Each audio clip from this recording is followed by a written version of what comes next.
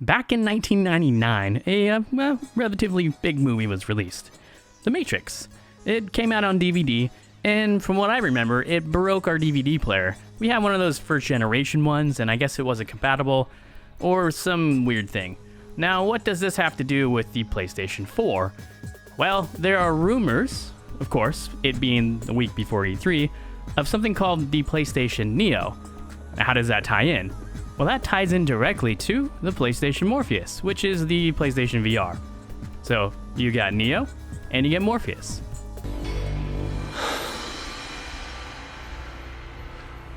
I know Kung Fu. So what exactly is the Neo? It's a code name, but here's a reasoning for it. In a deleted tweet, obviously, from an anonymous developer, PSVR was going to be terrible on a launch PS4.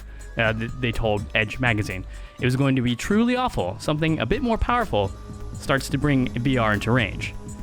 So how much more powerful does it need to be? Well, let's take a look at the specs of the PlayStation 4. Now, the launch PS4 has 8 Jaguar cores running at 1.6 GHz. With a GPU, it's an AMD, 18 CUs, which I guess those are units of something, running at 800 MHz. And then that memory that they touted, that 8 gigabytes of GDDR5, that's running at 176 gigabytes per second.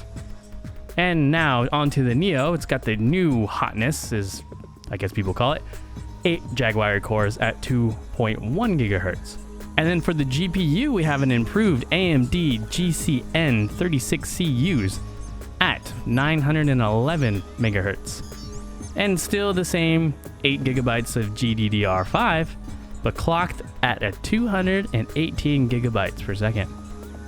While it's not the biggest boost that could happen, it's one step closer for us to get into the Matrix. That'd be pretty sweet. Currently, the PlayStation VR, I gotta stop calling Morpheus because it's called PlayStation VR, is like $400. And that's without the camera and without the PlayStation Move. You need all of that. If you don't have it, it doesn't work. And herein lies another problem. You're gonna have another system that's going to be better performing. Albeit not a lot, but it's still gonna perform better.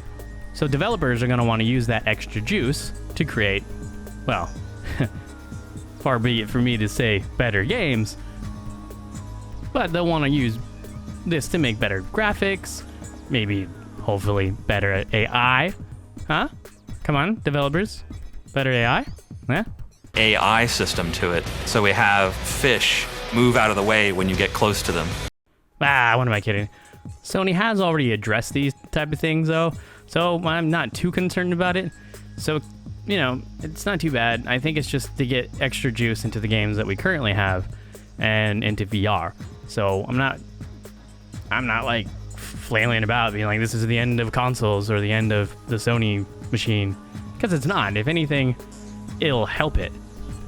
Unlike the Xbox One, which I will actually talk about in another video, but for now, there's something else I do want to talk about. I really want to know what the PlayStation Neo looks like, because the PlayStation 4, it's all sharp and edgy and it doesn't look all that great. But you know what? I think I know what it's for.